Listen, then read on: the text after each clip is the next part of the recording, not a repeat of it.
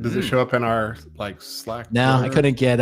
If only there was some kind of tool out there that allowed to do like point-to-point server. Oh no! It is. If only. Look at that!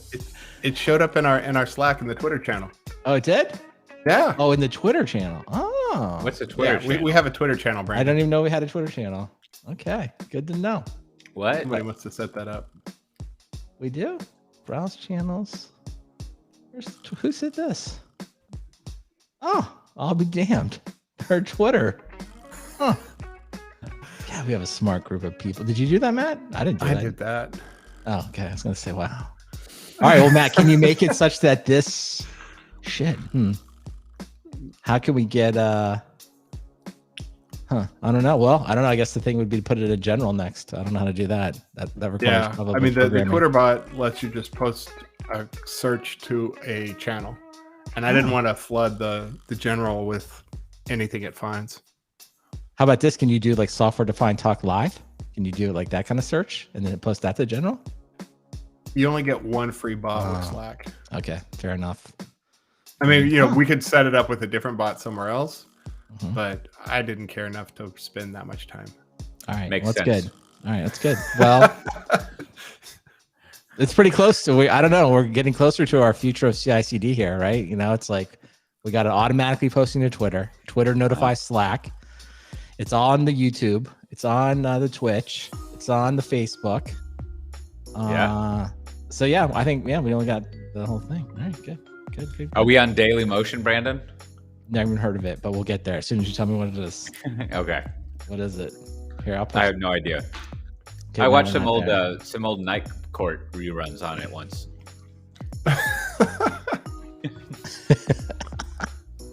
Nice.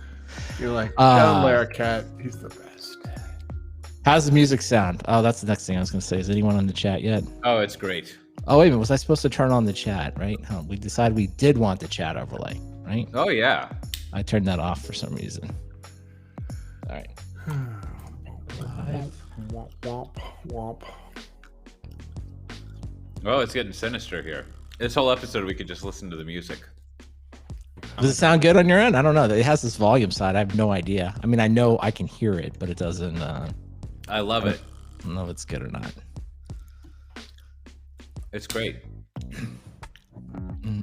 So I have a question around. I've been trying to decide what to post to the TikTok channel I've not created because now we have no content. But I'm like, shit, I just don't know what to do.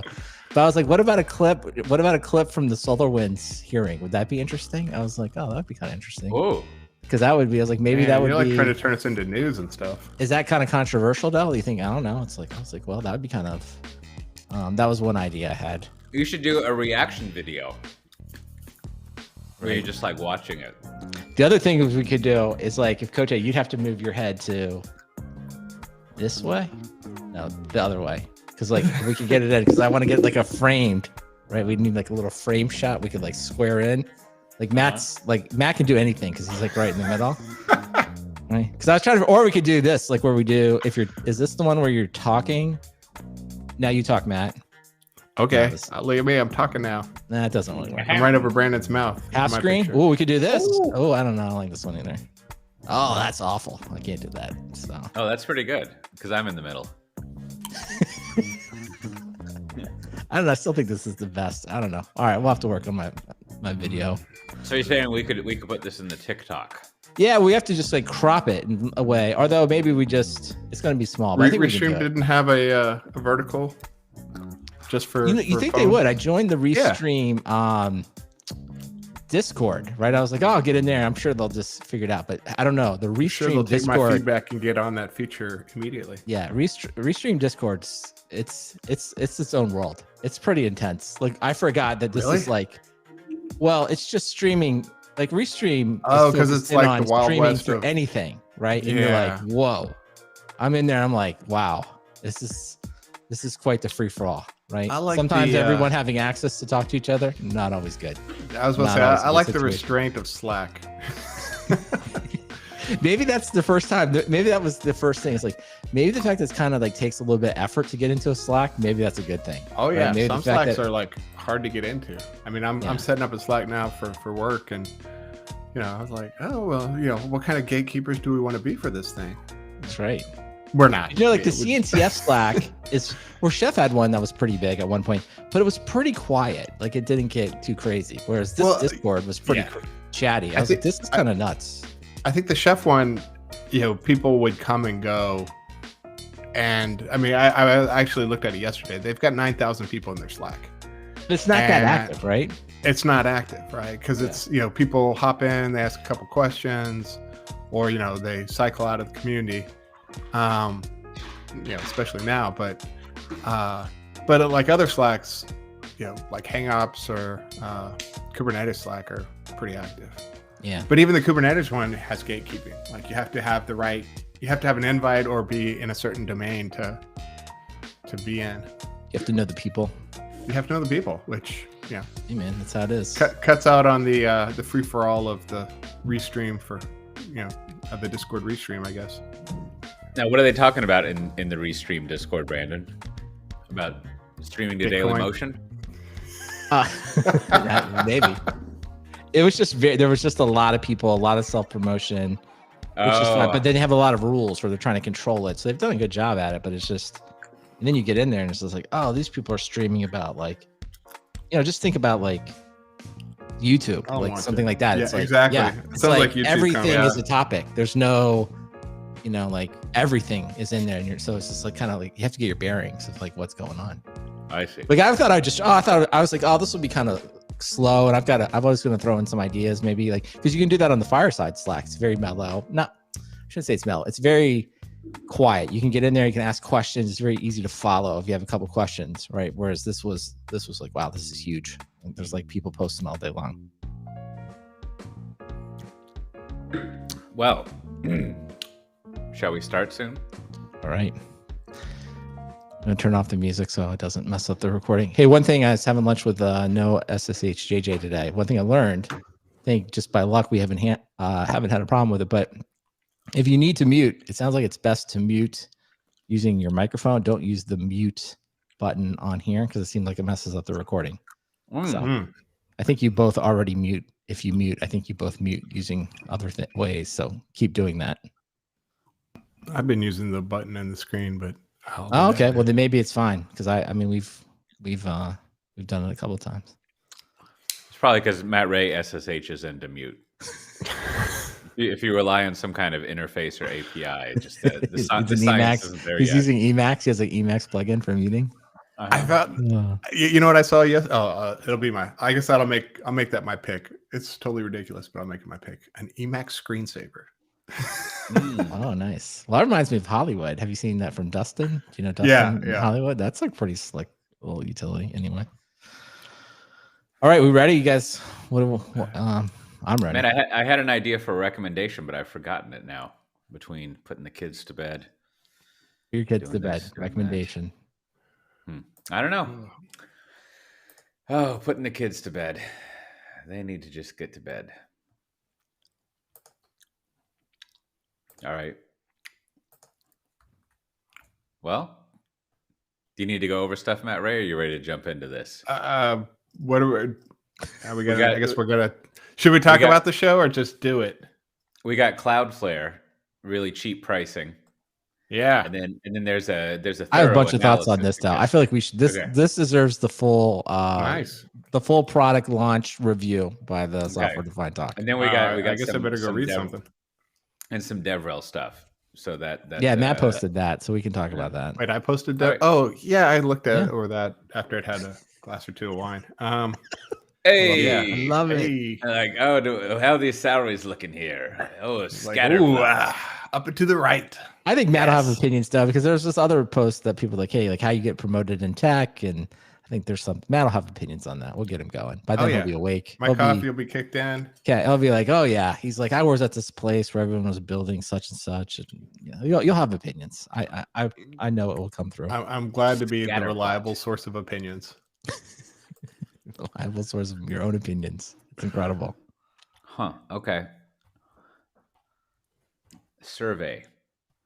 Hold on, I got to look at this real quick. I remember I looked at it and I thought I saw something, but now fair compensation.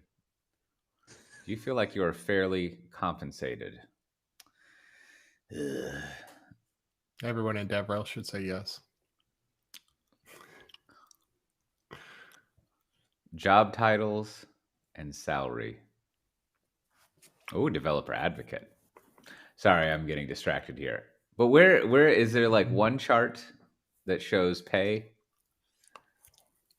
There's some Job titles and salary. Salaries and gender. Salaries and ethnicity. Oh, here we go.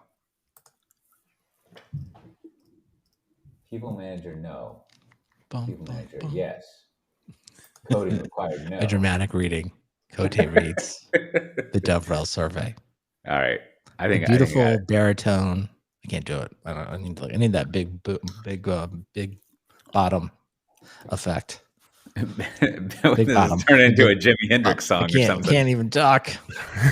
Can't even talk. More like Spinal Tap. Yeah. Dun, dun. All right. Bottoms. Are y'all ready? I'm ready. Let's give us a good. Mud flaps. Let's give us a good clean start whenever you are. All right. Well, I have some almonds here. Now, my understanding is that the almond is the healthiest of nuts. I'm sure there's a nut that's healthier. And by healthy, I guess I mean like, you got a cashew and a pecan, delicious nuts. But I think they're high in nut fat. Something or other. Nut fat? Yeah. Yeah. I'm not really sure what the deal is. But I think an almond, you're looking at a good lean nut. And maybe underneath that is a peanut.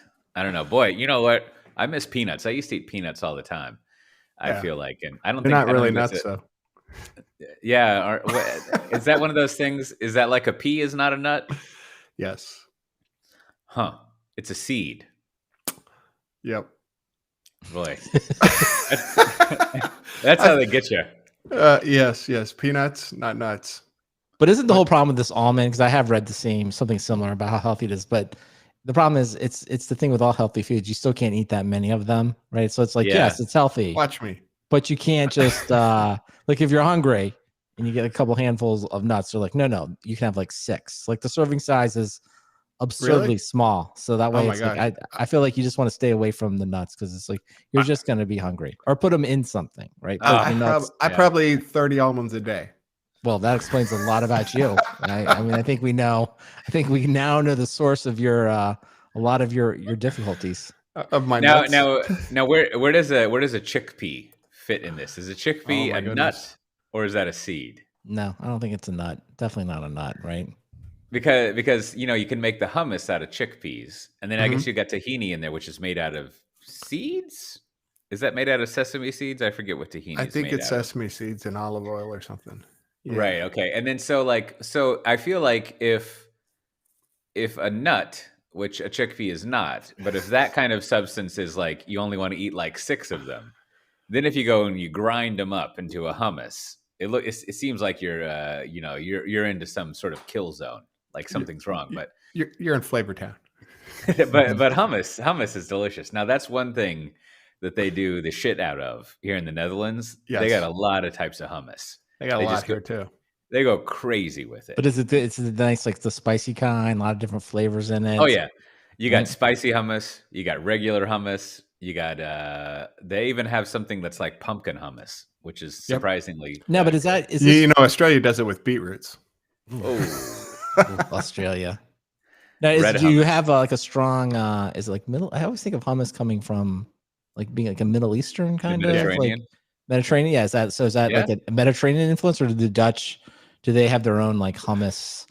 Oh no, I think the Dutch equivalent of hummus is mashed potatoes. That's pretty much their hummus. Oof. That's I've noticed that I'm starting to convert over to it. Like I had some my daughter wanted some split pea soup, which is a very traditional Dutch thing to have. I think they call it something different. You get a split pea soup, and you get some of that. If you go to the Hema, which shouldn't that be pronounced Huma? Anyways, you go to the Hema, and you can buy this. I don't remember seeing this in the States, but they must have it. It's not in the refrigerated section. It's just in a bag on an aisle, and it's this smoked sausage, in kind of like the a horseshoe shape, connected horseshoe. And you slice that up and you put that into your chickpea soup, and it's delicious, just smoky. But anyways, I was heating up some leftover pea soup, and we had, first of all, two things about me getting potato crazy is we had cooked potatoes in the fridge, so just ready to go. And then two, I was heating up the chickpeas, and I thought, like, you know what I should do is put some potatoes in here. And I did it, but I was thinking, like, oh man, this it's really getting to me. I'm having to have potatoes with everything, and it's you buy a salad at the grocery store, and Kim, my wife, for first time listeners, we always have this joke, like, oh, did they sneak potatoes in there somehow?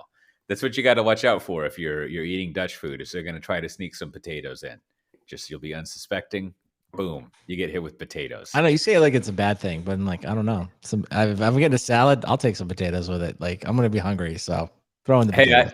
I hear you. Like it seems like if it's not like an everyday occurrence, it seems like it's something that might be like, some exotic food dish, right? Like, I'm gonna spice this up with some potatoes, but after a while, you're just like, holy shit, let's chill out with the potatoes, man.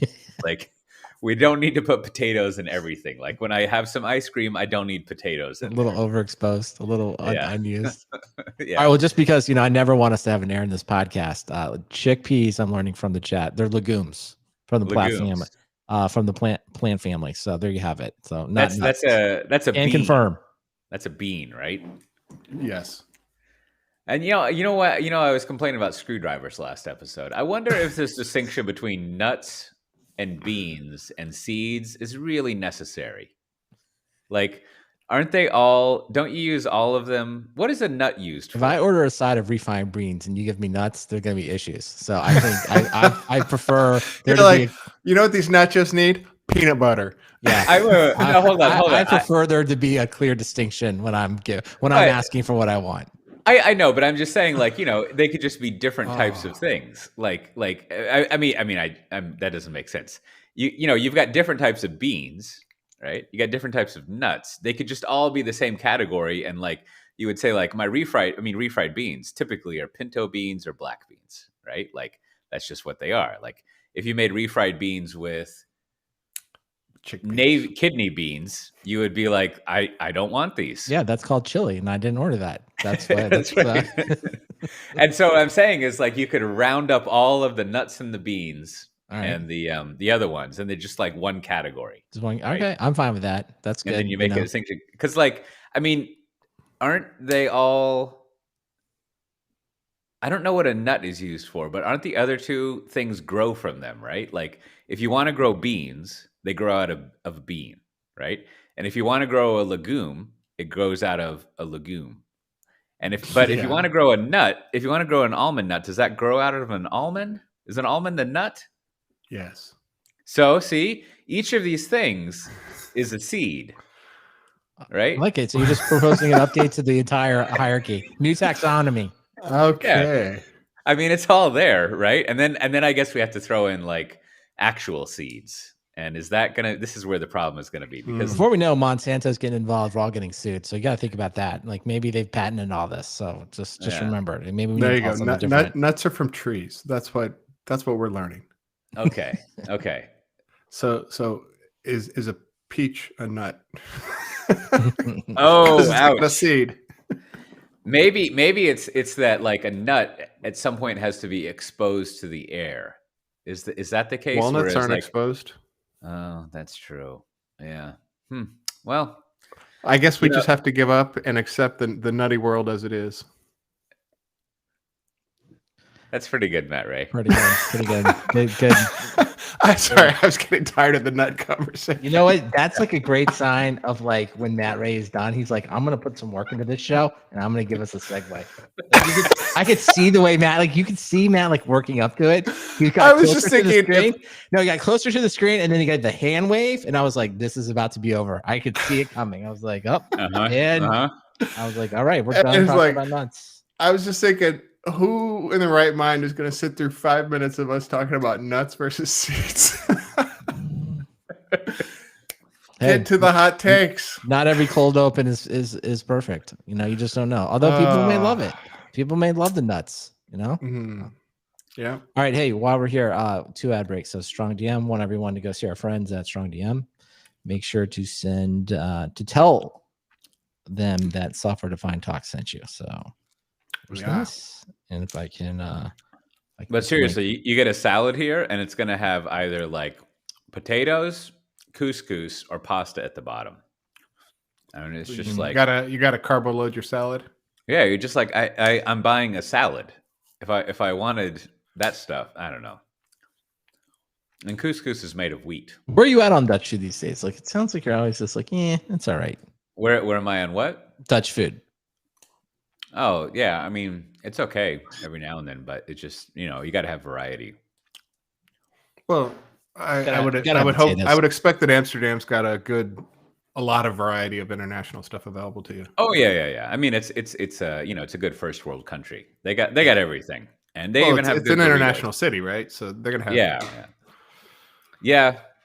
There's just a lot of fried stuff, which gets old after a while. And mayonnaise and potatoes. The as I've said many times, the cheese and the bread is delicious. They do a good job with that. But I don't know. I could go for a good steak. Kim was showing me a picture of a steak that she had in her photo library, and she was like, "Oh, look at that steak. That's good." And then she was like, "I don't like steak anymore because there's no good meat here." It's like so sad. So sad. Anyways, all right. It's bad when the vegetarian's like, oof. Yeah. More steak. Maybe tomorrow I should have some steak.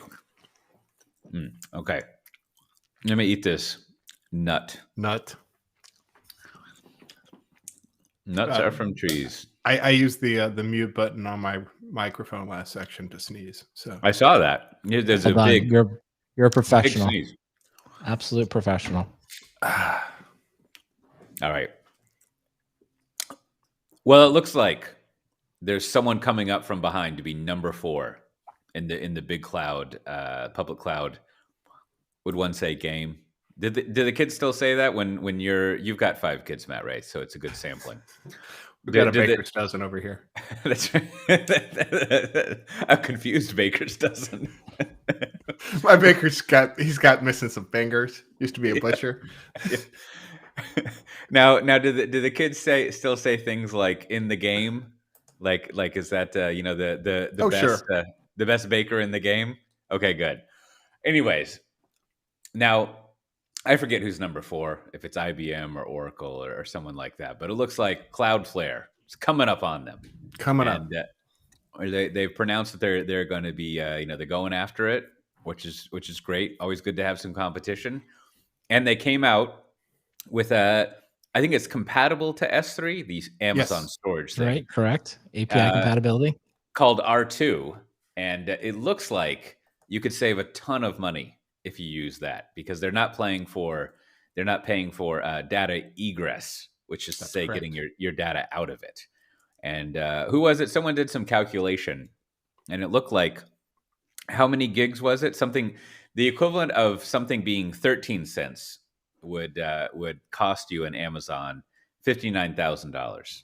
Yes. I think, for transferring things. Now, I actually did a little bit of research for this topic, and I didn't do that much research. You did the right amount of research. I went and read the blog post, and it looks like if you're smaller independent companies, you get charged this cheaper rate, and then if you're a larger company, there's a higher rate that you get charged. That's bogus. For things like that. And now I might be misunderstanding that, but it seemed kind of like the Docker pricing, where they were like, we just want big companies to pay us, and the little folk, they'll be fine. I mean, I think that's kind of silly having different price. I mean, unless you're in some sort of contract, just pay as you go. Doesn't now matter maybe I'm looking this up because I don't want to get it wrong, but maybe the pricing is like not that big of a deal. But right. I think the headline, right? I think the headline here is it's really interesting to see Cloudflare just go right after AWS on what I think many people consider one of the most annoying or the highest cost things. So the fact that they're essentially making the egress free, right, against S3, it does allow for lots of these comparisons. Like Corey Quinn from I guess that one of the cloud economists over there at the place, I just forgot his name. I'll think of it in a second. Platypus. But he, that's where he gets that number. So essentially, if you post like a 1 megabyte file or something, or 1 gigabyte file, and you just let whatever hundreds of people download it, or thousands, whatever that is, it's like it ends up to basically be 13 cents from Cloudflare and $59,000 for S3. And I just think so. I really was. I mean, I was really impressed with just this whole launch. And I think, as several people pointed out, like even the name is just fantastic, right? R2 versus S3. So sort of like a, before S3, cheaper than S3, like that is like, that's just a nice, I don't know, it's just a nice subtlety in naming it that is sort of like equates it to Amazon, but is also kind of showing you just in the name that's like we're newer, we're cheaper, we're faster. So it's an interesting perspective, and I think it's really clear what when you read the blog post, which I think was very well written, especially for these types of blog posts. They make it very simple to understand what it is. It's just slashing the egress bandwidth fees associated with typical cloud storage services to zero. It's like it just doesn't get any simpler than that. And then to your earlier point, Cote, they basically say full compatibility with S3's API. So I think right away you read this, if you need it, why you would need it, and it's just a very clear value proposition. Now, this begs it doesn't. I don't know if it begs the question. I don't even really know what that phrase means, but it does make me wonder. In true as seen on TV ads, how do they do it? I mean, that's a big pricing difference, which would suggest that there is actually something being paid for, right? Like that, or not. Maybe it actually costs Amazon quote unquote nothing for all that egress, and they're just charging for it. Or is Cloudflare sucking up the cost of actually doing it? How can they do it so cheaply? I think the reason they can do it so cheaply is their entire business. I mean, Cloudflare is not an object storage company from the start. Right. They started as, CDN and, providing, they have other services, obviously, but, they've built out a massive CDN worldwide, and, that they're, one of the market leaders in that. So they've already got the infrastructure for getting files everywhere cheaply, because to them, that's, that is their business is, not paying a lot for transit internally. And as they move stuff across other people's networks. So they've already got all those arrangements in place. So if they look at what they're good at, which is, getting files to everyone else, across the world cheaply, well, if they, store that stuff for people in redundant, now they're an object storage company, and they're not really, I don't know what their CDN pricing is like, but I bet it's not substantially well, what they did here, and this is another reason I really like this product launch here, is that in July 23rd, they wrote a post called AWS's egregious egress, which I think we maybe touched on the show, maybe just briefly, but in retrospect, right, they were seeding the problem. They were teeing it up. And this is a great post. It's in the show notes. Everyone should read it because they have they actually show their work. They show the Excel file and things like this. But I'll just summarize it as what they're pointing out is that AWS, and this I'm just quoting from the article here, as they have massive markups in their pricing. And what they equate this to is essentially AWS and most people that buy bandwidth contracts like this are paying fixed price cost, right? But when you're charging, the way AWS charges is, price per use, right? So that's really where this discrepancy happens is AWS is paying the same for bandwidth every month regardless. And they're getting rock bottom prices. And they even go into showing bandwidth is relatively inexpensive around the world. But then AWS is charging you by, every bit that you flow through it.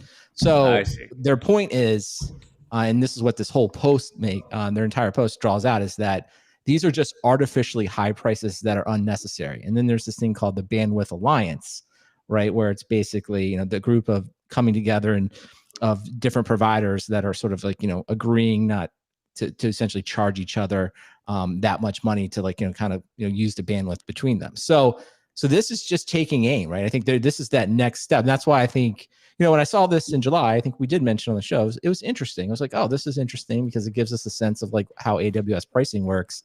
But now they can come out here now in September and say, hey, we're gonna take away all fees for egress.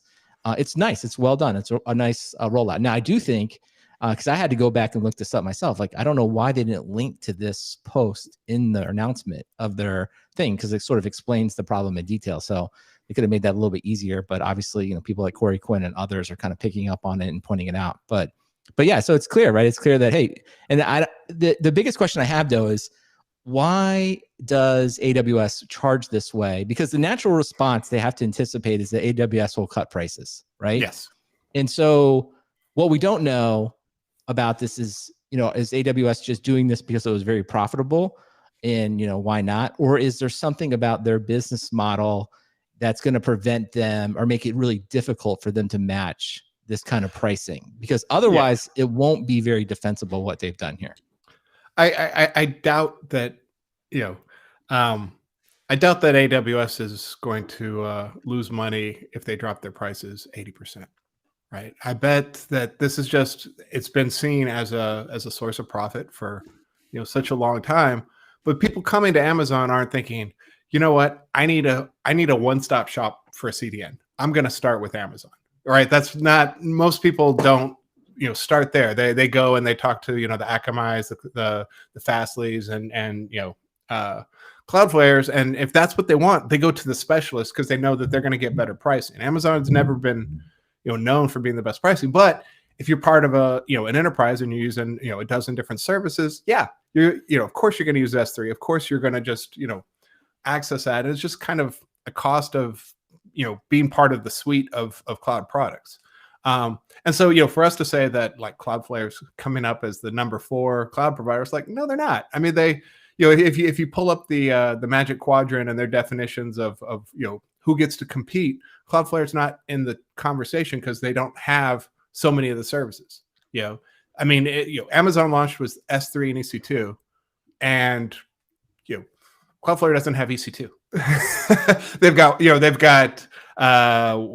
got cloud functions. You know, they've got you know, some cloud functions. They've got some, you know, obviously a lot of networking stuff, but they're not the full offering. But that's fine, right? If you need file transfer, that's what they rock at. And so I don't expect Amazon to really immediately lower their prices. I'm sure, you know, customers who will point to this and say, like, we're taking our CDN business out of Amazon because, you know, we can save this much money. And Amazon will respond and probably they'll lower the prices generally around some of this stuff if they start to feel the pressure. But I really doubt that. I don't think they have to care. I mean, obviously they have to care somewhat. It'll be more compelling if Google and Azure and Alibaba and others do it too. Right. Well, I think that's going to be all suffer from this. To your point, like, I think that's the next move, because it's really, because when I read this, I was like, gosh, this would have been a nice move by Google, right? You know, because this would have been, and I don't know their object pricing as much, so maybe they're already cheap, but to make the noise around this, because I do think it does, like, anytime someone's moving to the cloud, right? Cost is always the number one question. They typically want to reduce costs by moving to a public cloud.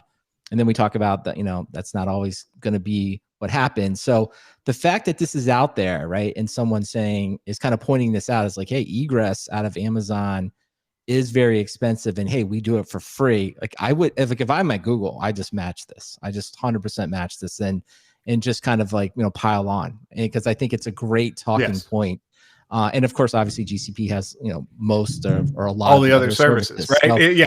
I mean, if you're Google, you match that and you're like, you know, oh yeah, of course, you know, we don't have those nasty egress fees. Oh, by the way, we have compute. You know, by the way, we have Kubernetes. Well, but also, like, I'm impressed with Cloudflare. I like, you know, I always like punching up, right? They don't have everything. I think they would say the points that I've seen when their executives are interviewed, I think they would agree with that. They're saying, you know, I think they say something like, we want to be number 4, right?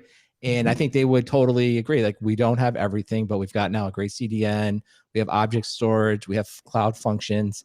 Probably likely right down the road, Matt, I think you pointed out, you know, EC2 or something else. Like, that's probably likely coming, right, at some point. But it's sort of like, you know, if you're a Gartner analyst this week, you read this post, right? You're thinking to yourself, maybe they should be in the next Magic Quadrant, or I should at least look at them. I should take some more briefings for them.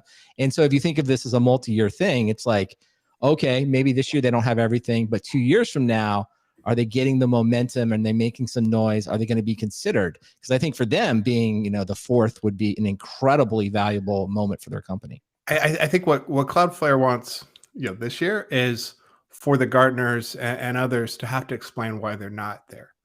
So they've got their Magic Quadrant. They're explaining, or whatever their spheres of reality, or whatever their. That's my favorite section of the Magic Quadrant: the spheres of reality.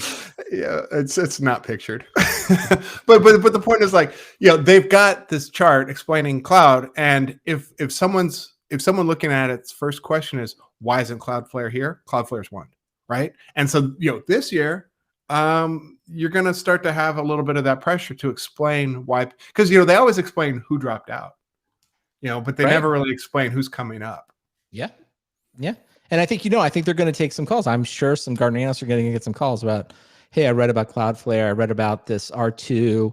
It seems like they're giving it away for free. Should I know about it? So I think that they will hear more inquiries, which is the surest way to get into a Magic Quadrant, is to have end users ask Gartner analysts about it. So from a marketing perspective, from like a launch perspective, I just think this is very well done.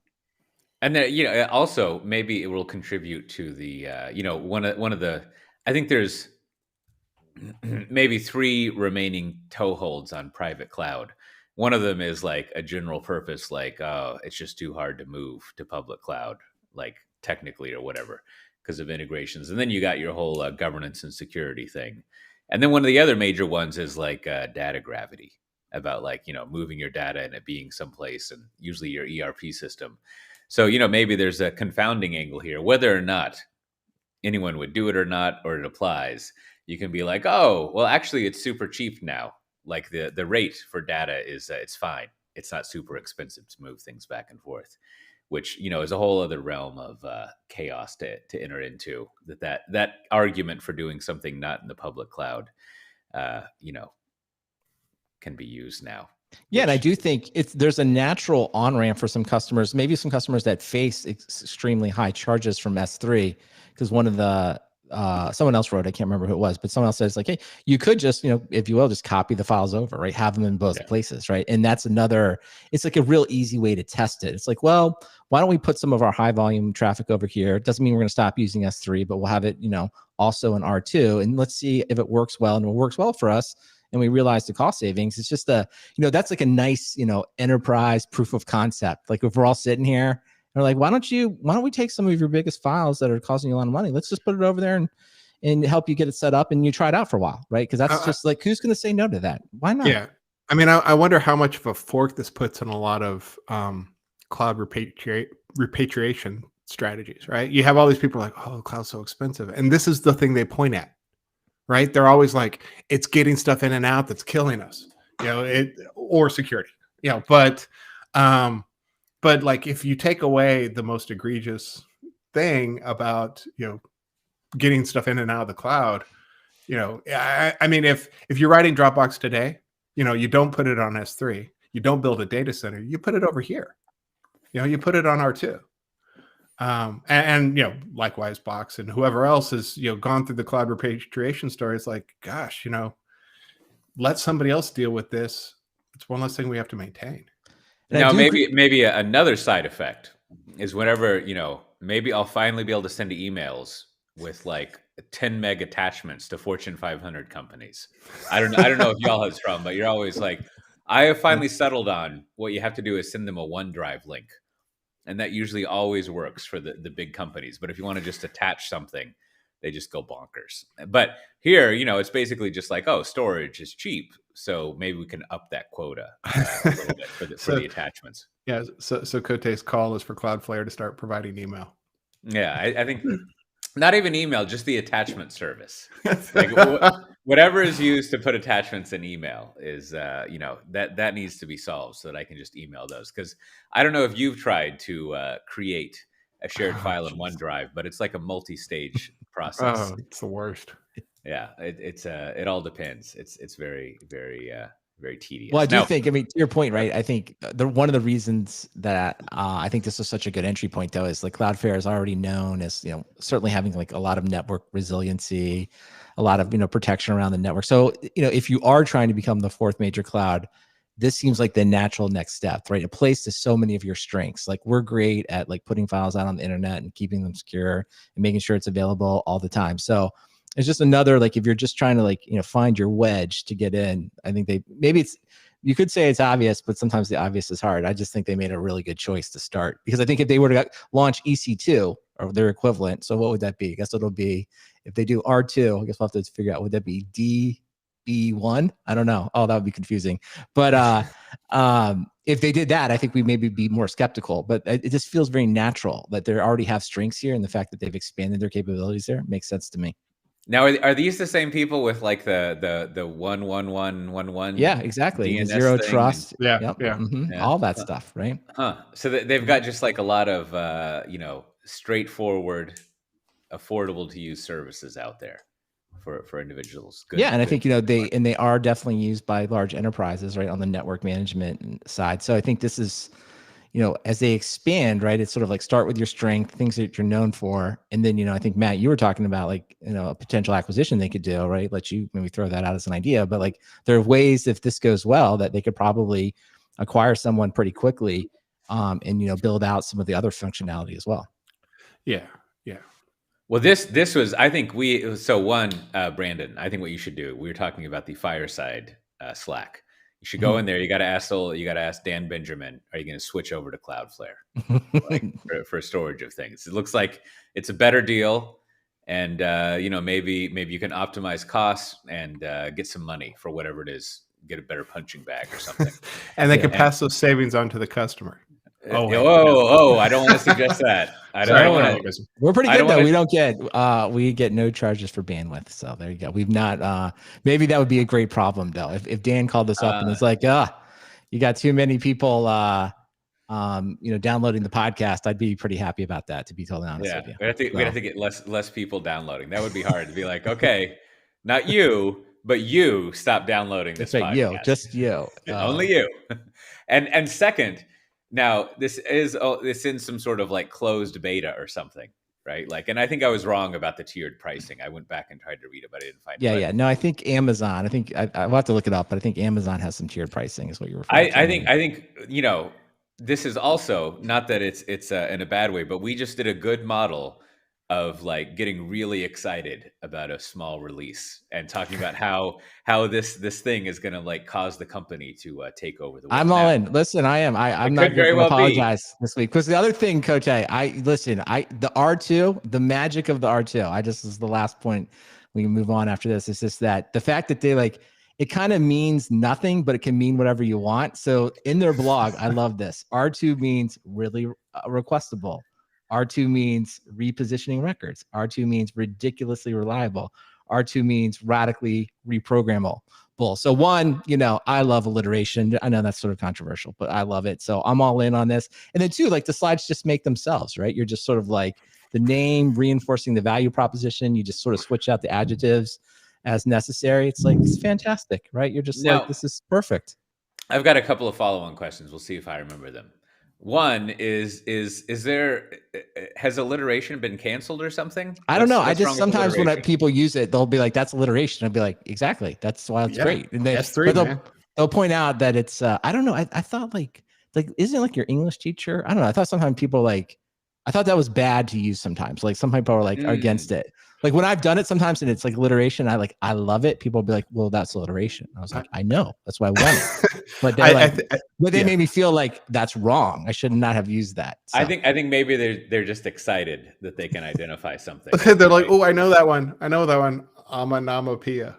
Yeah, there you go. I don't know. I'll have to check the AWS style guide, see where they come down on. I think alliteration breaks down if you get to 4. 3 is acceptable. 4, you're just showing off. Well, I just like the basics. Just the 2. The 2 is fantastic. It's just like it's a beautiful slogan. But go on, Kote. Now the second thing is you are this is also making me think that we the three of us, the two of us more than others, have done a lot of marketing in our day. And there is something pretty nice about a very straightforward marketing task. You're like, we got the one thing. It's basically a hard drive where you store stuff and you get stuff back out. Can you write a deck about that? And you got to imagine, like, do they call him a PMM now? The product marketing manager is like, I got this. Right? Yeah, like, how many paragraphs you need? 40? I'm on it. Versus like, you have to imagine that when they handed Watson over to the PMM, they were like, oh boy, I'm gonna have to cancel vacation for the next 2 years, because figuring out that deck is gonna be a hootenanny. That's gonna be a big deal to do, right? So, on the one end, you got like this giant portfolio of stuff you're supposed to like explain and make sense of, and on the other end, you're just basically like, this is a really good nail. And I think it must be such a hammer on this thing all day. Well, I don't know. Do you think the product marketing manager working on something as straightforward and simple, this is like, God damn it, I wish I could just explain a solution.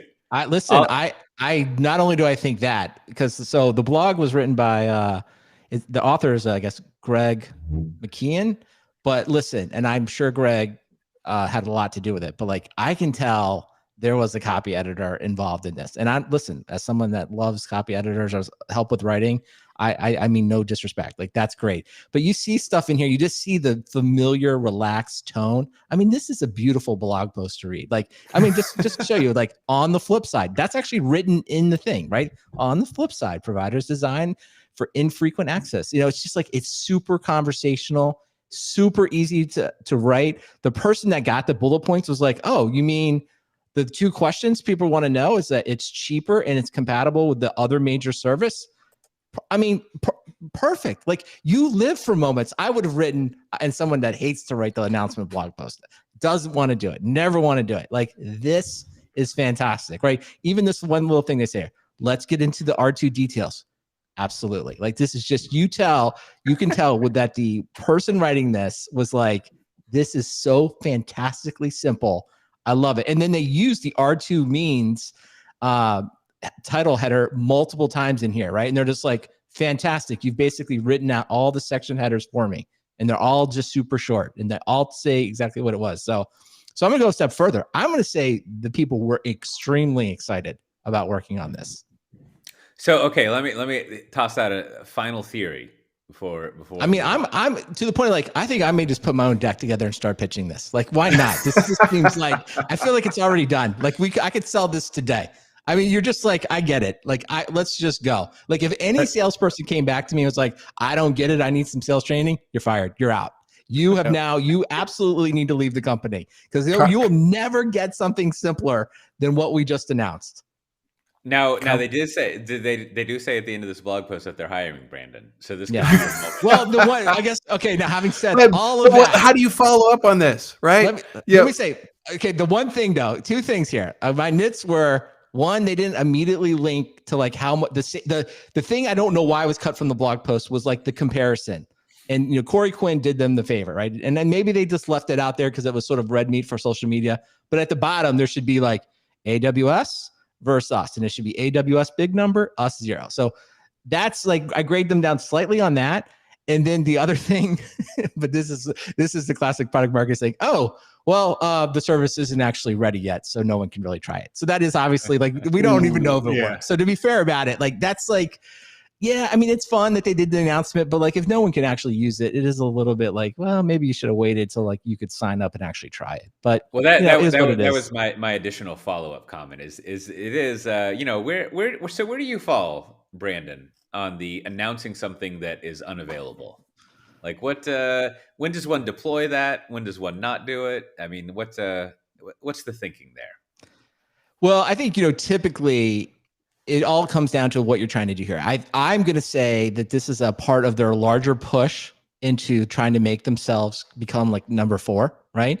So I think there was probably like, hey, we want to get a drumbeat going. I don't know what the roadmap looks like, but like to Matt's question, like if they had a big acquisition or they had EC2 functionality coming, or they had something else on the roadmap for, say, end of the year around AWS reInvent or the week after, then you'd say like, hey, let's get this out there. Let's get the drumbeat going. But just as, generally you want to do the launch and let people immediately sign up, right? Because this is the time you're going to get the most traffic. So if you pass on it, because like, look at us, we're talking about it this week, in a month or two, we'll be on to something else. And when they launch it, if it's just like, hey, we launched R2, now to sign up, like we won't have much to say. Then we'll just be like, well, hey, someone try it out. Let us know how it is. So that part is a miss. Yeah. Well, it's only a miss if they don't GA it the week before reInvent.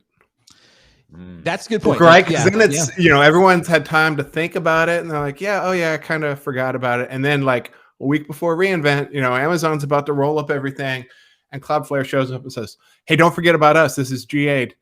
Start moving off of S3 because, there's S3 is the definition of data gravity, right? Mm-hmm. And, that's the only release time to me that makes sense. Yeah. So I think you're right. So, the keynote will be, I think it's the Monday after Thanksgiving or the Tuesday. And then, so you think you probably would want the press release to go out maybe Wednesday night, Thursday morning of reInvent. And then what you're hoping on is no. You give people a week before reInvent to start chatting this up, right? But I guess so everyone has had time to like, oh, that's GA now. Maybe my engineers kicked it around, and then I'm going to go to reInvent, and I'm going to ask a lot of people hard questions about, can I run this with R2?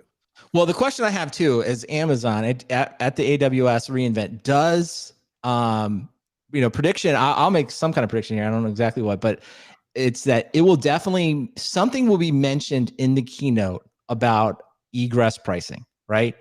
And the biggest thing that they could say is like, hey, we've cut the fees to zero. Probably unlikely. They'll probably say something that they significantly reduced it. And this is part of the ongoing commitment to customers, that whole pitch. But if they can, I do like the fact that they're dictating, right? There's going to be, I'm sure, like, to your point, Matt, like, by no means is AWS like going to start losing money over this tomorrow. But I'm sure that this post has been circulated in AWS. 6-page memos are being written, and there's going to be some type of response, right? Because this does hit right where Amazon always says, we believe we care about the customers. We're a low-cost provider. We're always trying to give you the lowest cost. So I think you have to respond in some way from AWS, if nothing else, to say why you're charging and what you're getting.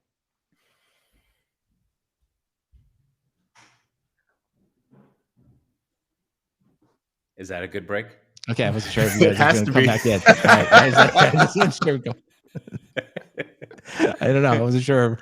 All right, let's see what time is it. Yeah, good. Love this post though. I did. It's so rare that I see something I really like. I was like, damn, this is well done. It's good stuff. Could never work there. This kind of quality, they're just too good. These people are too good. You should save it for our marketing lectures. This will be the reading. You'd be like, next week, we've only got one piece of reading, which means I want you to read it 20 times and we're going to discuss it. This is one of the best pieces of marketing from the last 20 years. And, your comment about just your comment about the Watson Group. Not that I never worked on Watson Group, but like it just hits home. You're like, sometimes you're handed this thing and you're like, I don't even know what it does. And like, or you've met with like the engineering team, or like you've been over it like for 2 days and you're like, I don't really, like, you kind of get it, but like it's taking you 3 days to understand it. And you're like, I don't think anyone cares about this. Whereas like, oh my gosh, less money, full compatibility. It's like, oh, done. I don't need, it's fantastic. Yeah. Product marketing is often in this position of coming up with an explanation for things that people have done. That's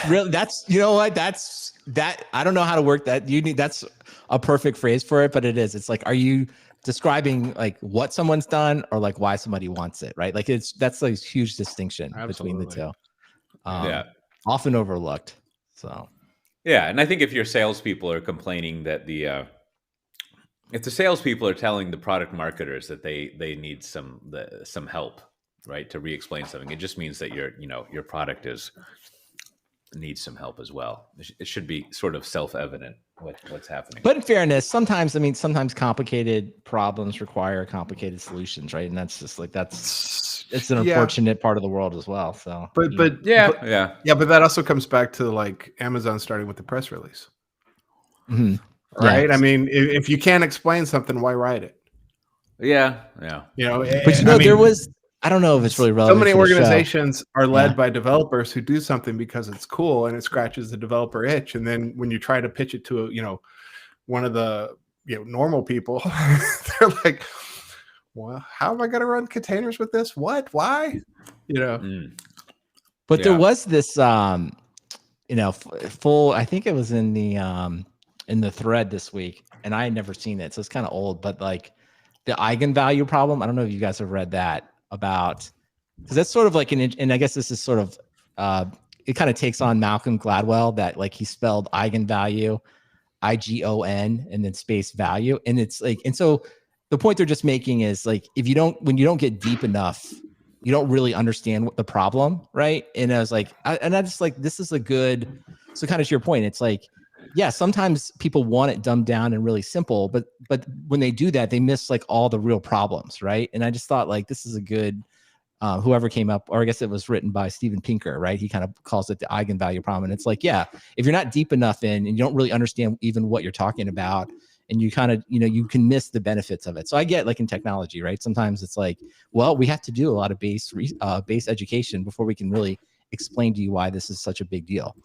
But to your point, sometimes it just also means you're just off in you're off in the wilderness solving a problem nobody cares about. Yeah.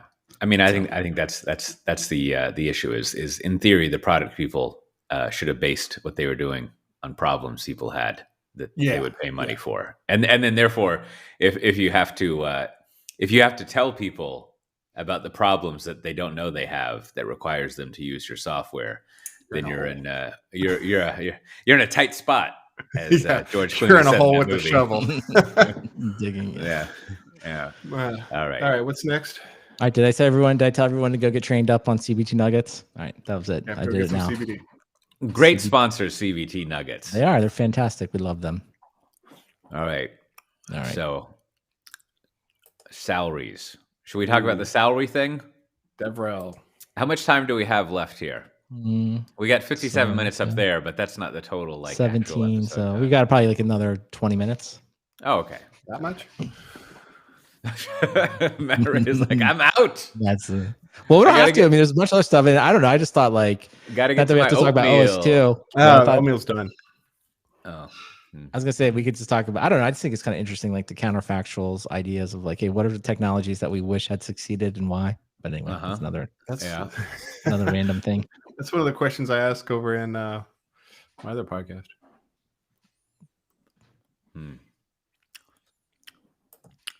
All right. Or I think we could do this. I mean, I do think we could talk more about like the DevRel survey. I think it's just a good jumping off point. Is like, how do people get promoted, right? I think that's kind of interesting to talk about in tech. Yeah, because that was it's a good jumping off point, right? Yeah. Okay. All right. Where is I need some number, not a scatter. Lowest reported. Oh, here we go. There's 220. Okay. All right. Well, I didn't look up the methodology, but there was a developer relations salary report, and it looks like it's kind of I assume people submitted their salaries, which is great. That's always like a strange taboo in the world. Is you're not supposed to talk about salaries. I don't know, whatever. It seems like the people who tell you not to talk about money are always the people who have lots of money and would prefer not to give it to you. That generally is the way that things go. But it looks like, let me just pick.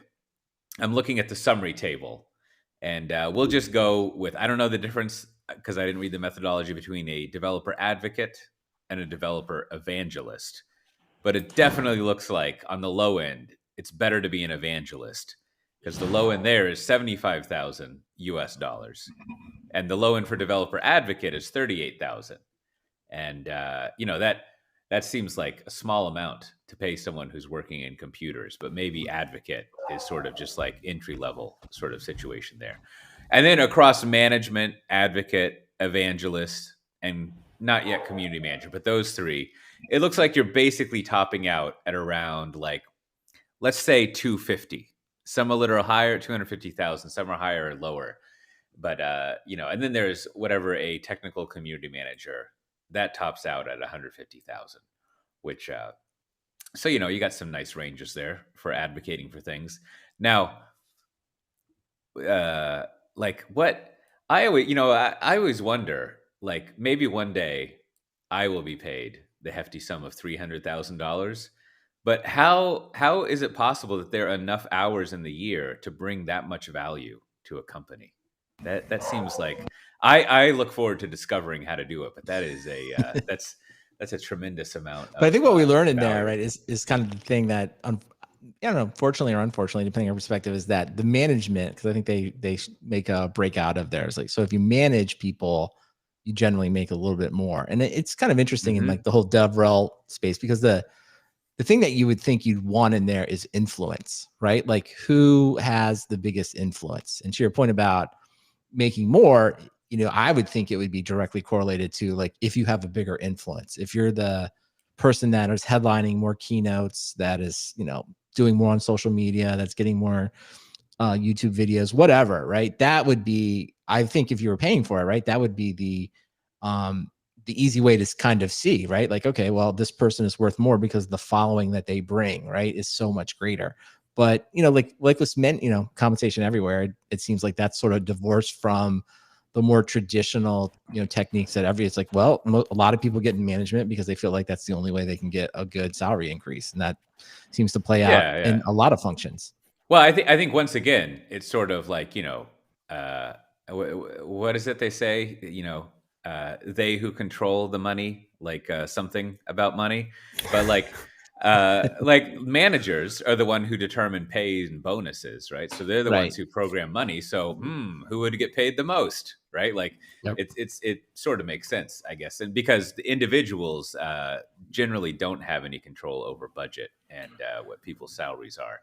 But I guess there's this is an ongoing. But that's always that's true. But that usually comes from like the traditional hierarchical model, right? Because you have like models like sports, right, where it's very common where the players will make a lot more money than the coach, right? Or the that's good. And that's same good. thing with actors and directors. Yeah, exactly. Actors are routinely paid much more because, again, like, it's very clear in those cases that those skills are very hard to get, and that's why people are coming to see a specific actor, or the sports team greatly benefits by a certain player. And so that's the part that I don't know, maybe I don't think it's ever seen it in tech, but maybe it's somewhere. It's like if you had a group of people that had tremendous influence in the technological community, you could say to yourself, yeah, I am going to pay them a lot more because the manager doesn't bring that. They don't bring that kind of following. Now, and that this raises another thing is, like, I wonder if let me float this theory. I don't know if it's true, but the theory is that it's hard to make a strong sort of tie between the work that your developer relations person does and actual revenue that a company has, right? Which is to say, it's hard to quantify influence and think about, like, they may speak at a lot of conferences, but, like, does that result in anything? And so maybe that kind of, like, would that be a handicap or a hedge that kind of tempers down, like, even though they seem like a big time celebrity and they're doing all these things, when it comes to compensation, it's hard to figure out, like, well, on the other hand, this salesperson just sold a $3 million deal.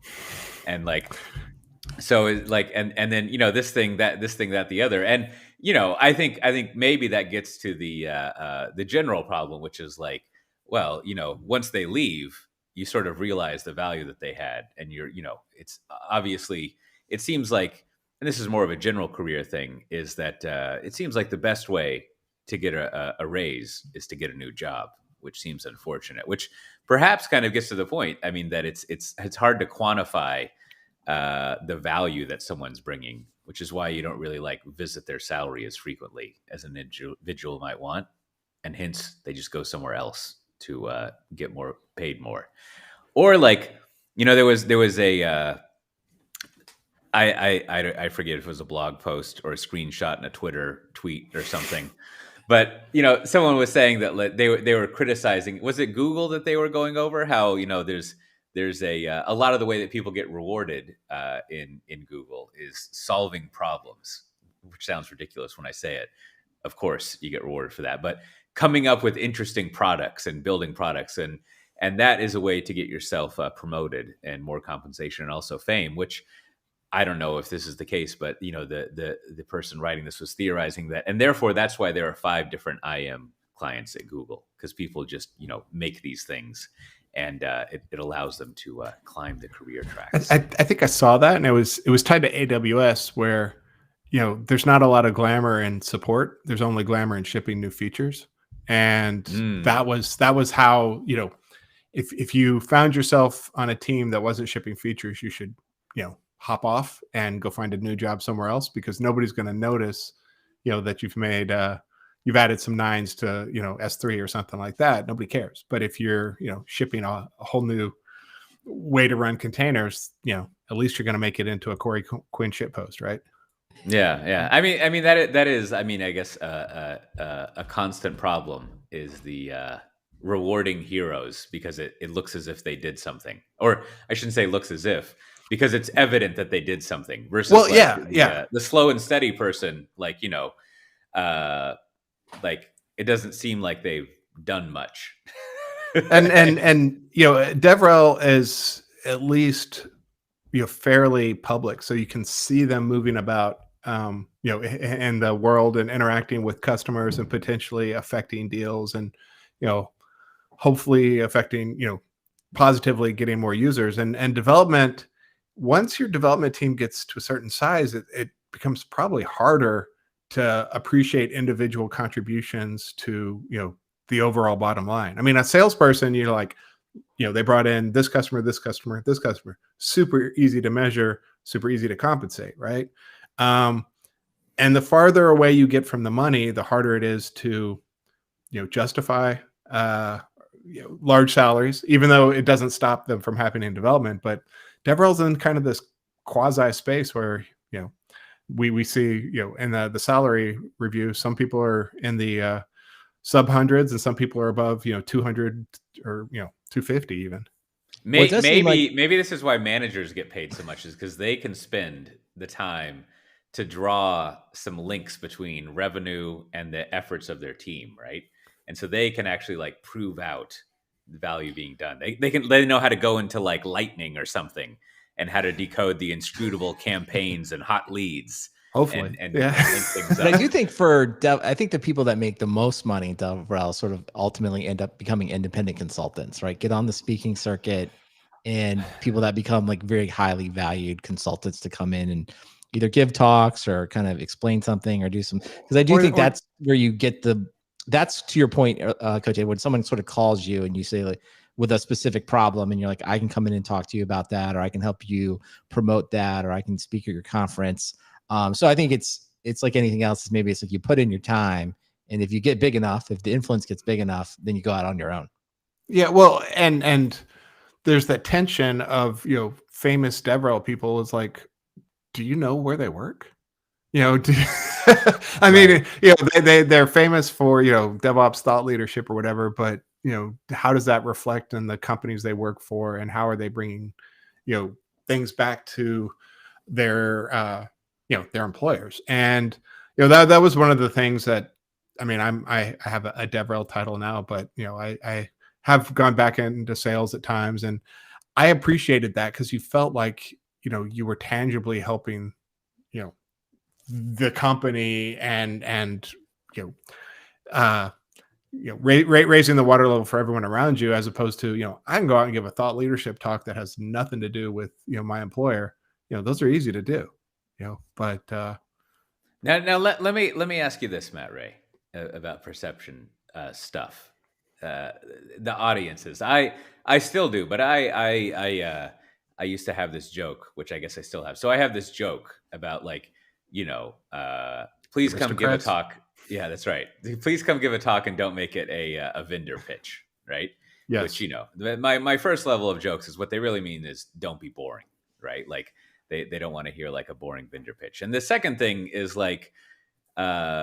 slightly in the conference area, right? A lot of times, especially at DevOps days, and I haven't spoken at a DevOps days in a long time. I guess I spoke at a Zurich one, but COVID, right? Yeah. I mean, I spoke remotely at it, but oftentimes at these types of conferences, they don't want you to come in and just pitch Watson. They don't want a commercial, right? However, my sense was that if you you know, like if you worked at like Chef or Puppet or HashiCorp, increasingly Microsoft, if you worked at Google or Amazon, like you could basically go in and pitch your product by demonstrating it. But let me ask you, Matt Ray, because I feel like I saw a lot of presentations at these types of conferences where people were just like using Chef, right, to do things. And like, you know, maybe at no point they were like, buy Chef, right? But I mean, essentially it's a pitch to like use Chef. Yeah. I think in my mind, as a presenter, I never felt bad giving what was somewhat of a vendor pitch if anyone watching it could do it without paying.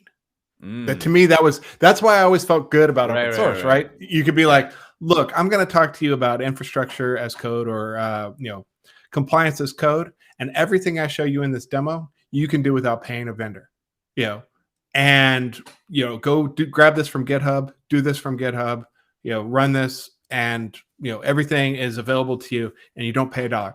To me, that yes, it may be a vendor pitch. Yes, there may be a single sourced open source project behind it, but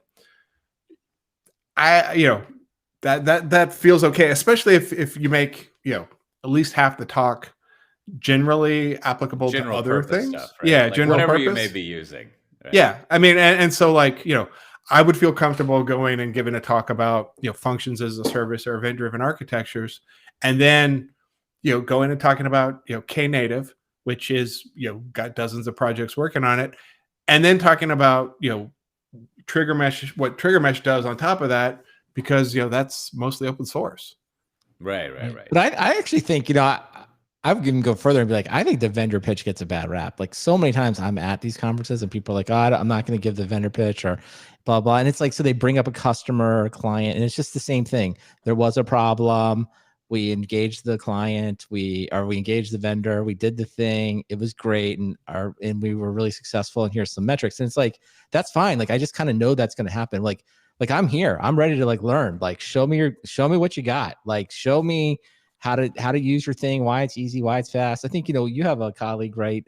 Cote, I think he's interviewed on the podcast, like Josh, right? Isn't it Josh who has like the demo? He's like, let me show you how to build. Is it the bookstore? I don't know what demo he's doing these days, but probably, yeah, I don't know what he does, but right. But like, everybody always talks well about him. Cause I mean, I think at the end, he's like, I'm going to show you how to build this Spring app and deploy it. And here's how it is. And I think I think that's a vendor pitch. And I mean that as a compliment. It's like, here's how you do it.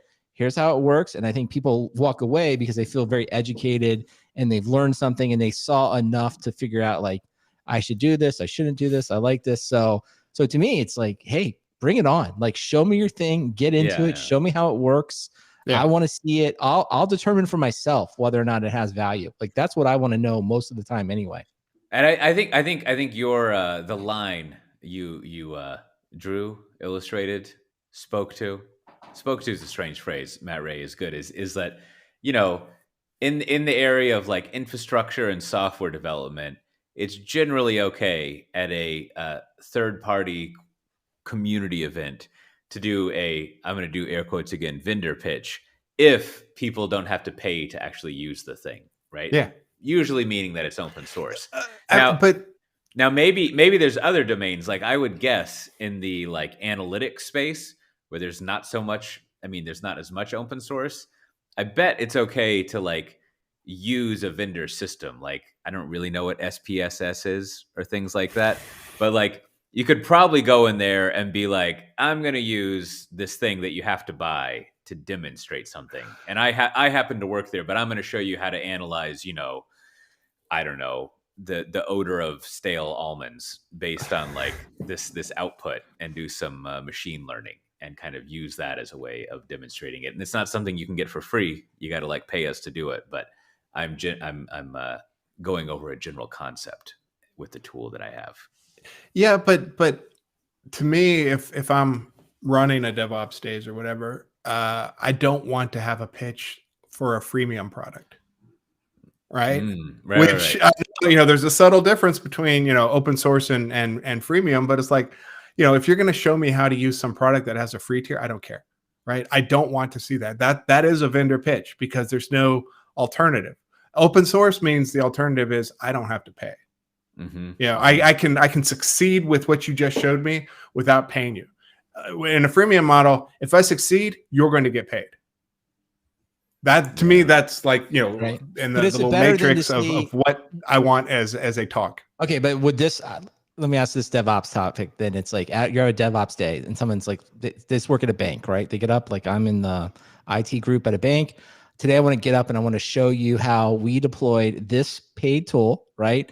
And this allowed us to solve this problem. And then I'll talk through my organization and how we do it. And I just want to share this because I thought it was really useful, right? Well, see, but that's going to be a talk. Yeah, that's a sneaky way to get your vendor pitch in. Isn't that what you want? But I'm saying, don't you want to see that? Like, I think that's what you want to hear. Absolutely. I mean, like, to me, it's the same thing. It's like, well, if you don't have that person that's going to do that, it's like, well, then you just give it. Like, that's what I want to know. That's what I want to leave but with, then, right? You need to take, as the vendor, you need to take yourself out of the spotlight, put a customer in there, and they can give you a pitch.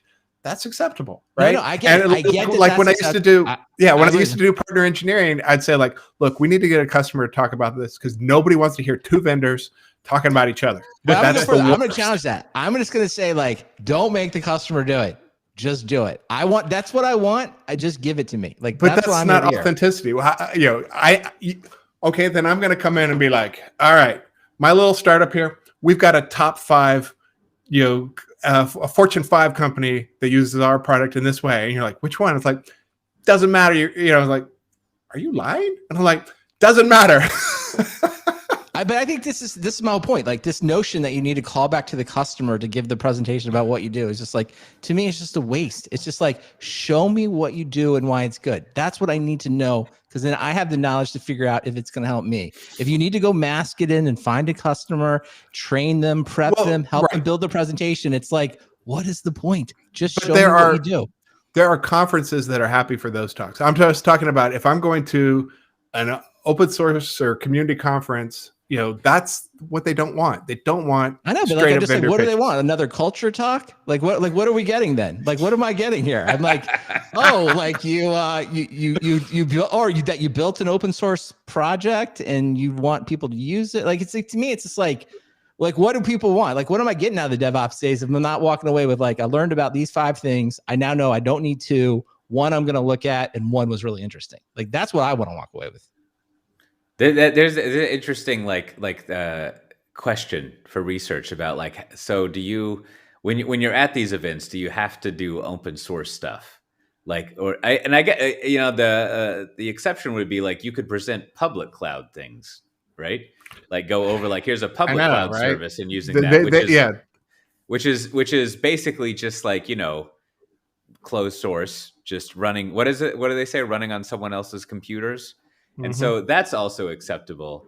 It's just, it's a very, it's complicated. I didn't make these rules. It's just my, No, Matt, you made the rules. No, you did, Matt. As always, you've been cornered into defending something that, you're like, I don't care. How did I end up here? Mission accomplished. I'm just telling you, that's my view on it. Matt, you're totally right. I get it. These are definitely the rules. I would, anyone going there, you should obviously play by the rules of the organizers. But I guess I would just question to the organizer sometimes. It's like, I don't know. If everyone's happy and everyone's getting what they want, then great. But oftentimes I'm like, I leave these places like, man, I wish I knew more. Like, or I leave with some contacts or some homework I have to do on my own to either watch the demos or get with that vendor offline and get them. And I'm just like, so many times I'm just like, gosh, this is really what I need here today.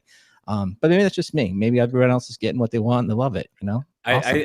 I think the major lesson learned here, our next steps, is that there. I don't know if it's during or before or after. Probably before. For people who come in early to Legacy Conf, we're going to have a day that's basically just like high quality USDA grade vendor pitches, just the whole day. But we are only going to accept the highest quality vendor pitches. And you know how we know they're the highest quality? They sponsored our conference. That's right. Exactly. You can sponsor the conference, but we're going to have to review your vendor pitch. Well, I've said this before. I mean, to me, I've even go one step further. I don't know if whatever, is it the pet store, the bookstore? It's more like, no, we're actually going to tell everyone, we absolutely want to see your your demo and your pitch, you need to deploy this. Here's the pet store application. Everyone is going to do this. And I want to see it 5 times in a row. We're going to have a pet store showdown. Yeah. I mean, that is all I want. I was like, yep, let me see. I mean, if it would be perfect if you could be like, here it was deployed on EKS, here was deployed on AKS, here was GCP. And you just saw it was the exact same thing over and over. You would get the world would get so much out of it because it would be apparent to you whether, it was good, bad, easy, hard. I know. I would love that. And here's the pricing levels. The more you pay, the less you have to do that. If you want to pay a little amount, you've got to actually do this. And maybe the mid amount is like you can kind of change the rules around. And I was going to say go last because you want to let the person go last, right? Like the platinum sponsor gets no fact checking. Yeah, no fact checking, and they get to go last and no rebuttal. We even let them like just play a video. They can have they get to be the closing keynote, and they're like, peace out, bye Oracle. and okay, and then instead of lightning talks, I think what we're going to have is like speed EBC. You're given like maybe 5 or 10 minutes to do an EBC presentation, but we get to sit there and ask questions and be the people in the EBC, kind of like a little review thing and see what's going on there. And I think at the end, we'll give out like a small acrylic trophy about who won the EBC match. I like it. Well, I'll just leave you with this one thought and we can wrap up. We'll just be like, today is International Podcasting Day. So congratulations to everyone that's listening to it whenever you're supporting podcasts. But I just say, and the reason I'm bringing this up is like, if we were at like the International Podcast Conference, what I want to see is someone edit a podcast with their software and show me exactly how they do it. And then I want to go to the next booth and I want to see the next thing. At no time do I want someone to get up and be like, well, I thought there was a need for this podcast, and then I built this podcast, and then we built a community, and here's how I record it. Like I am there because I want you to teach me how to edit. If I can get faster or better, that's what I want. I don't want to hear about anything else. And so I just think so many times when I'm at these conferences, I have that same feeling in my mind. It's like, I need to know stuff. You have the information, but somehow we've created a rules that we can't talk about that. But hopefully one day conferences have different rules. That's how it is. Yeah. We need the Brandon bench, different categories.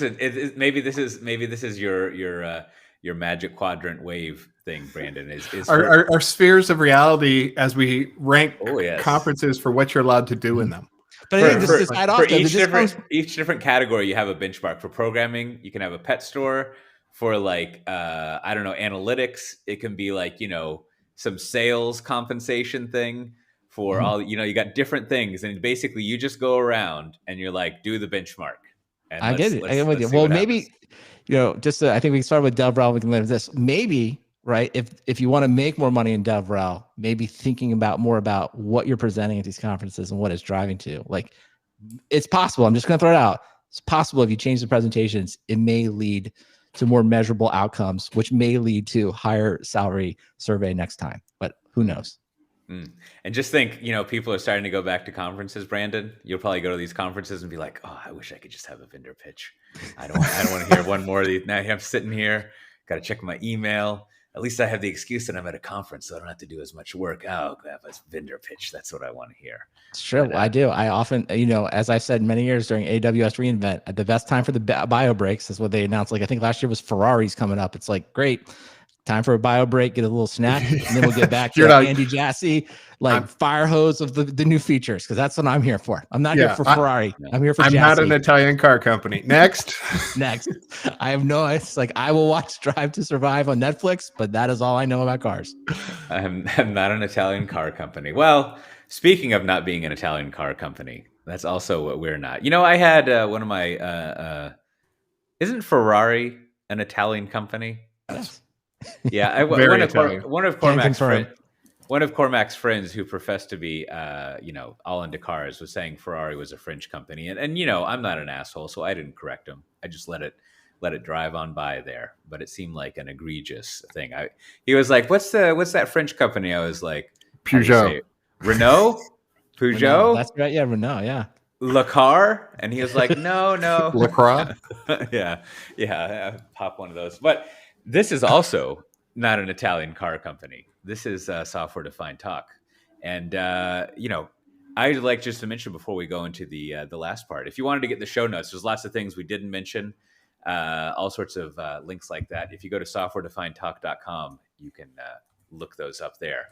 And speaking of conferences, we actually have several that actually exist in the world, not just these mythical ones, where you could watch vendors pitch and have us ask them questions and criticize them. That would be great to do. Like, what is that show called? The Voice or American Idol or something? Yeah, like where we're just criticizing people. We're not even offering them advice. We're just criticizing them. We're just here to tear you down. That's what this podcast was. That's what we do. This go on. Yeah, we're full of constructive criticism. Yeah, that's anyhow. Right. Big C.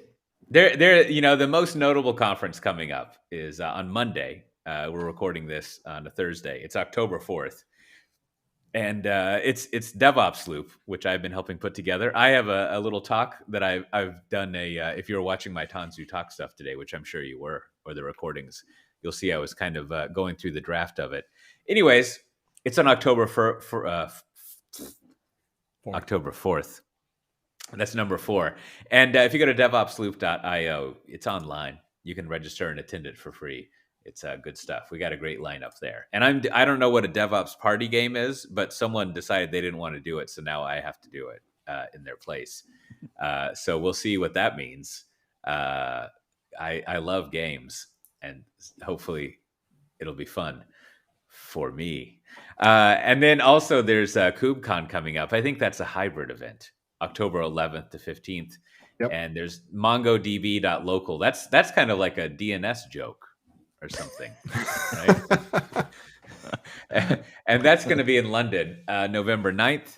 And then finally in conference, I just came across this the other day. There's that conference, and it's January 17th to 20th. Now, I was looking up what their call for papers is. I think they call speakers counselors or something. Mm-hmm. But anyways, it was closed the day before I went to. I think they reopened their CFP for another 3 weeks. I think I saw that. Yeah. It looks like it'll be fun. We still need to arrange that we have some sort of live recording there. Wow. Be awesome if I got to get to the US this year or next year. Yeah. We might have to put you on one of those little Amazon robots, like put a video on there and you can just roam around, or a Roomba or something like that. But that would be fun to have a recording there. Well, I don't think we've ever done a live recording, have we, Brandon? I think we did one time, but it's been at the Rackspace offices, right? Yeah. I think we did. We tried to do something at Chef Conf a long time ago now. So, but we'll try to get together for real.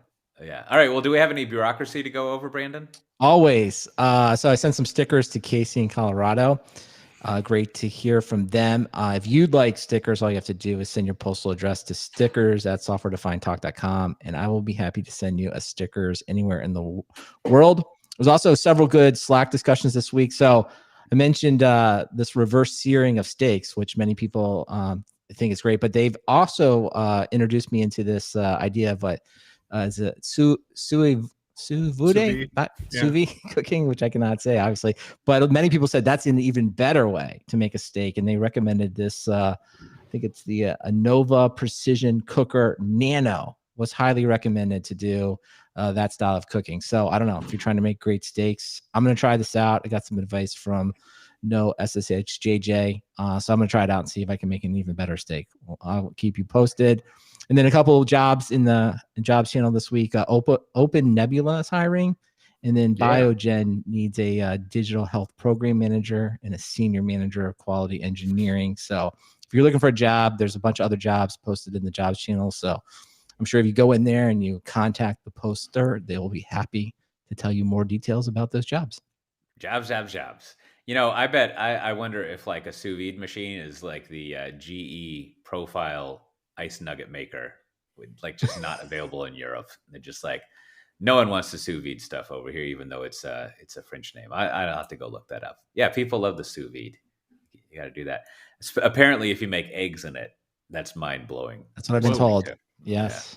Yeah. Yep. I don't even know what that means. How do they? You ever wonder how they make those eggs at hotel breakfast buffets? Are those baked? Like, what is that? What is it when you boil it though? What's it called? That's poached, right? No. They bring out a big tray of like scrambled eggs. That's I think those are made in like I think those are like fake eggs. They're like from No, I think they're whatever. I think they're real. We got it. Speaking of cutesy nicknames we give people, we got to get that Tasty Meats Paul. He's got to stop making fancy meat and taking pictures of it on Instagram and really crack this hotel breakfast buffet egg situation. I think that's a mission we can put him on, and he can start putting like some sort of hardcore seasoning in there or something, and then like mix chicken it together. Salt. Yeah. But that would be a good week project. Maybe over on the hallway track they can crack that one there and work on it. I'm not saying I want to eat those eggs. I'm just curious how they make them. So with that, Brandon, what do you have to recommend this week? Well, kind of too good to be true. My wife turned me onto this. So Claim It Texas. So it turns out many times people owe you money, but for some reason in your life you didn't get it. And if it goes long enough, and depending on where you live, I think there's a site like this for every state, but being a resident here of Texas. So sure enough, I went in to Claim It Texas. Turns out I had a couple things that were owed to me. And at first I was like, is this a scam site? Is this legit? But completely legit. I sent in my information, just got a check from Claim It Texas. So now I'm all paid up. So just some free money. And it's amazing to me because it's like, you think you're on top of like your finances, or you try to be. I'm sure everyone does. But it's just amazing sometimes, like you just lose out. Like somehow you're just owed money and just never gets to you. So if you live in Texas or any of the states here in the United States, I think you can go check, and you'd be surprised. You actually may have a little bit of cash coming to you. So check it out. I got that too. And like you, I was like suspicious the whole way that some scamming was happening because it seemed weird. And I filled something out. And when do you hear back from them, Brandon? I got it. Once I filled everything out, it's kind of like a support ticket. It was just a couple days went by, and they said I needed one more piece of information, which I gave them. And then they said my claim had been processed, and I just got the check, in fact, yesterday. So it was all in maybe a week. I should go search my email and see if they got sent to Johnny Legion or something. It's similar. Like I just, I think we had our last bill from Kim giving birth that we had to take care of. There's all sorts of shenanigans when you've got like American insurance with the Netherlands company. And we finally got reimbursed for a significant sum of money. And I was all excited. Like, we had made some money, but then I realized, actually, I'm net zero because I paid this money. And, even though I'm getting this money back, it's just, it doesn't really do anything for me. But at least it gets to that, at least in this case, it's money that you wouldn't have had. So you're actually making money, not just. Yeah, no, it totally feels, and sure enough, there is, I don't know, both, there are Matthew Rays and Michael Cotes. I don't know if they're you. I have to they're not. I already There are plenty of people that are, but it is kind of just amazing to me. Like, it's just kind of like noise in the systems. Like, well, we just have all this money. We don't know how to give it to the person, so we'll just send it to Texas. And no, I billions of dollars sitting out there. So I filled out the things. I got to go check after this. Yeah, you got one in here, Cote. I see one that is you for sure. So there you go. Yeah. Oh, that's a good one. I won't read out how much money it is, but that's a good one. So there you go. How about yourself, Matt Ray? What do you have to recommend? So my recommendations are, this is completely ridiculous, but apparently Emacs has a screensaver. I found this last night, and I watched MetaX Emacs Zone, and it'll launch a random screensaver, which, you never know when you need that. So check that out. It's fun, strange eye candy. And then I just released a new episode of my other podcast, Cloud Native AF.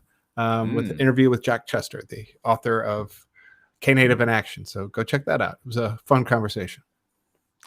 I'm looking at my Claim It thing. I think I was supposed to upload something or mail something, Brandon. Did I miss that step? Yeah, you have to definitely upload. Don't mail. I mean, I didn't do it. You have to upload. Yeah, you have to upload some verification that it is you. Otherwise, I'd be in here claiming everybody's money. So that makes sense. I gotta go. But it is. I will. Cote, you'll appreciate this. The thing about it is nice is that they make it designed so you never have to speak to anyone. Like they don't want to talk to you, okay. and you don't want to talk to them. And there's like, yeah, you need to upload the forms, and then they just give you a link to check your status. So it's kind of like I would say for all of us, it's the perfect interaction, right? Like now you never Brandon, want to speak to anyone. I did this on August 6th. Have I waited too long? Can I don't think so. I think you just got to go in. Your claim probably is open. You just need to go upload the forms. They likely sent you an email. I probably said like, and you just missed it. So hence that's why there's all this money. It's hard, it's like you have to go through the hoops to get it. Well, I have a follow-up question for you too, Matt. Right now, this Emacs Screensaver, is that when you have Emacs open, Emacs stays open, and instead there's some little like text character moving around the screen? Okay. That's why it's ridiculous. It's like, but I'm still burning in my screen with my dark blue background. Whatever. Yeah. It just randomizes what's on your screen.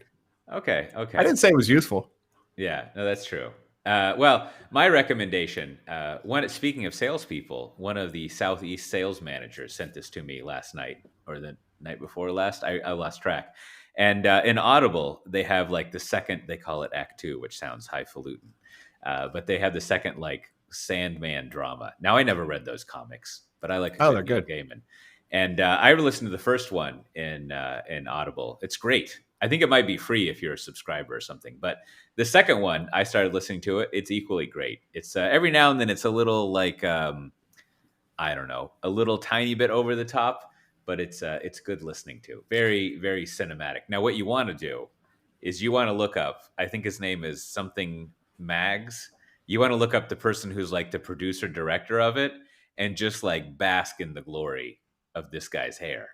And just like really, really just get in there with your relaxing looking at his hair. And I don't know if you saw it, Cote. They Netflix released their teaser trailer for the Sandman series they're doing.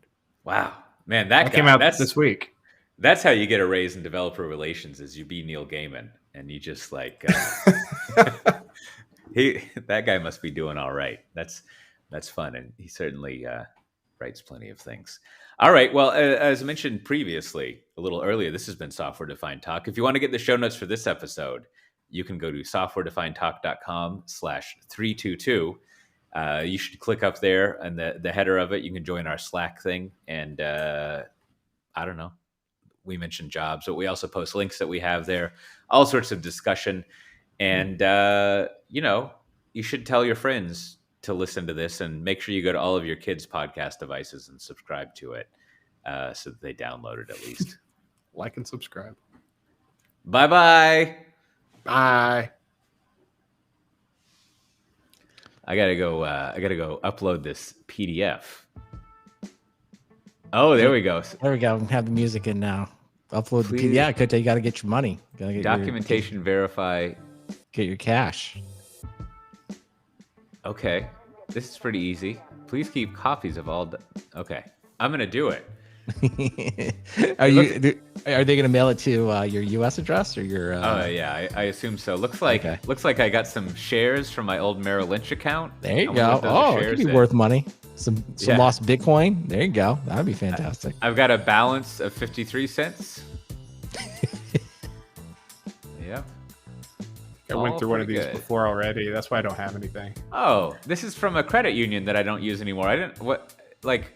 Did they shut down my account? I thought it was just there. Well, that's what's funny is I got several. It's funny. I got several. Like I still have an active relationship. I think one of them was my insurance company. It's like I still pay them. I still use them. Everything is on file. And it's like, well, why wouldn't you just send the money to me? Like I'm like we're still. I think it's weird. All right. Well, I think we're good. Any, let's see, did we answer all the questions in the stream? Thanks for everyone that's watching us today. Had some good chatter in there. I can't say I kept up with all of it. Matt, looks like you kept up with all of it though. So good work. I try. All supporting documentation. All right. Well, thanks for all the streamers. We'll be back next week, probably around the same time. But wait, now, Brandon, it says I need to have a copy of any document verifying business dealings with the reported company as it relates to the funds. Right. And that's the perfect way to end the stream.